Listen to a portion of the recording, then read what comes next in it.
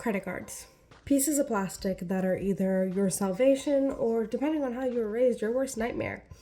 You hear the horror stories, you see the news, and sometimes you just get lost. You don't really get to learn about how to manage your credit cards in high school or in college for that matter, or even your own parents. So how do you manage them? What are the best ways to make sure that that little piece of plastic is not a terror, it's not your worst nightmare, but instead the best tool that you could have? Let's talk about it. Credit.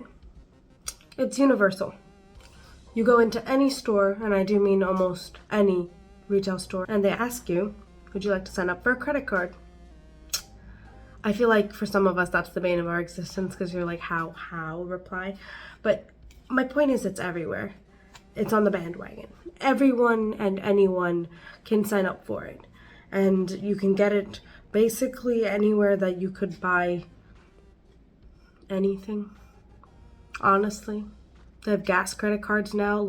Now I myself only have 2 credit cards that are for personal use, and then I do have a business credit card through my company, which I don't really consider much of my own because it's for company purchases, and Now the first one I have is a Discover card, and I always recommend a Discover card to almost everyone just because it makes life easy. Their process is pretty streamlined, and I started out with a Secure card and eventually moved up. So for those of you who do not know what card to start with, I always recommend doing a Secure card, which is where you put a deposit down, and if your credit's good, they move you up, they move your limit up. And the limit on that card is about $1,000, I think. And I use it for gas. I'll use it for one-time subscriptions, occasionally I'll do Canva Pro for a month and then cancel. I'll use it for my Etsy shop and the fees that come along with that. And I will use it for larger purchases, like if I go out to eat with my friends and we are splitting a meal and I'm eventually going to get paid back for that. I'll put it on the card, and then when they Venmo me or Cash App me, I will split it that way. I never use this card for anything above, I think, $100 at a time, and I make sure that whatever I do use it on, I already had the plans to buy it later. It is technically an emergency card, so if there's something that I didn't plan for, yes, I'll put it on the card, but remember, I have an emergency fund, so I will just immediately get rid of it. I always recommend that you have one main card, and for me, that is my Discover card, which is why you'll see that most of my purchases are on this card if I use credit at all.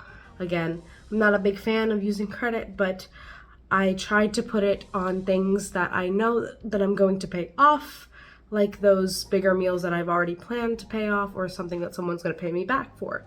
That way, I don't have to worry about, oh, when am I going to pay this? Am I going to be able to pay it off? No, I already had the plan. I already have the money for it. I'm just putting it on here to get the points, raise my credit score, and make it better. The other card I have is a Sally's Beauty card, and I did cover both of these in tape, just so you don't have the numbers.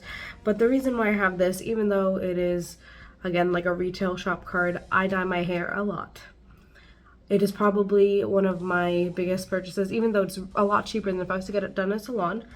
It's the biggest thing that I do my purchases for, and those points that I use on my Sally's card help a little bit with the costs because I buy a lot of toner, a lot of bleach, and a lot of other colors. So even though, yes, I have a credit card for Sally's, I never go in there expecting to just put it on my card without paying it off. I already have the money set aside to pay it off, just like my main card. And if you're finding that you have somewhere that you frequent, I'm not saying go get a credit card for that place, but if there's somewhere that you go a lot and you already have it into your budget and you already know that you're going to spend that amount, I for one am not against you getting a card from there if it means that you're going to grow points.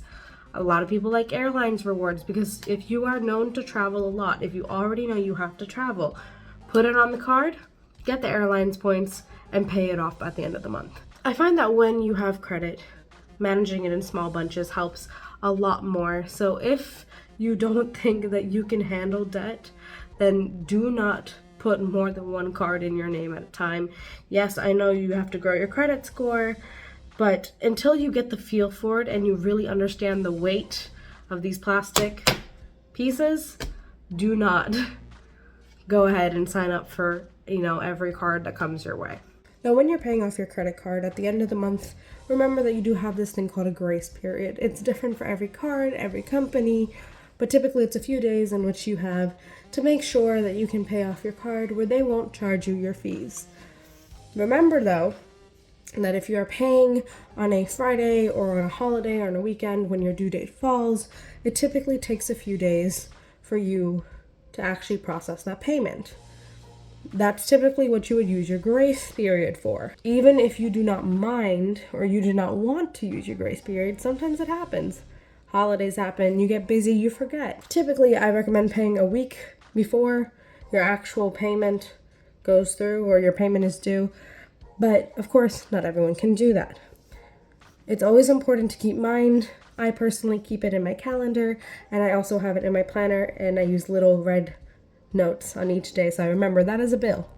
That is a day that I have to pay something. That is a negative. It's red. It's sad. Buy my money. Now I will have a video on actual credit scores and other types of debt. Credit cards are pretty straightforward, so we're just going over those now. Now, for those of you already in credit card debt, sorry. I feel your pain. I apologize immensely that you have fallen into this unfortunate scam that is a credit card, but you can get out of it. Make a game plan. Write down exactly how much you need to pay this off, when you want to pay it off, and how much you're going to take from each and every check. And do not pay the minimum payments. If that is not stressed enough, do not pay just the minimum payments. You want to pay the max amount that you physically can to make sure that your daily necessities are still met, your bills are still paid, you still have a roof over your head, but that card number goes down. If you cannot pay it in full at the end of the month, I personally do not recommend you actually putting anything on there at all. And yes, occasionally it's okay if you have something that you may have to pay off 2 or 3 months, but if it's over 6 months, do not put on a credit card. Wait to save for it before you actually pay it, unless it's like a medical bill or something, which even at that point, I would not recommend. Now remember, credit is only the enemy if you make it your enemy. If you take it and you abuse it, it'll abuse you right back for very long periods of time that you will never be able to get out of. And you may think that that's overreacting, but it's not. Debt is scary. Credit card debt is one of the easiest ones after student loans that you can get yourself into. So don't do it. But like I said, credit cards are a tool to help you grow your credit score, because just as easy it is to abuse them, it is as easy to use them for good. And you can do it. You just got to make sure you pay off your payments. You make sure that you don't put more on the card than you can actually afford. Make sure that you keep in mind when your different due dates and grace periods are. And make sure that you know your limits. Make sure your credit card is a weapon that isn't pointed in your direction. And as always, if you like the video, please like the video. And subscribe for more content like this, because a lot of stuff is coming in. And I'm going to keep letting you guys know the basics of the world that no one taught you and probably should have. But remember, at the end of the day, I'm not a professional. I'm just the middle child. Love you. Bye.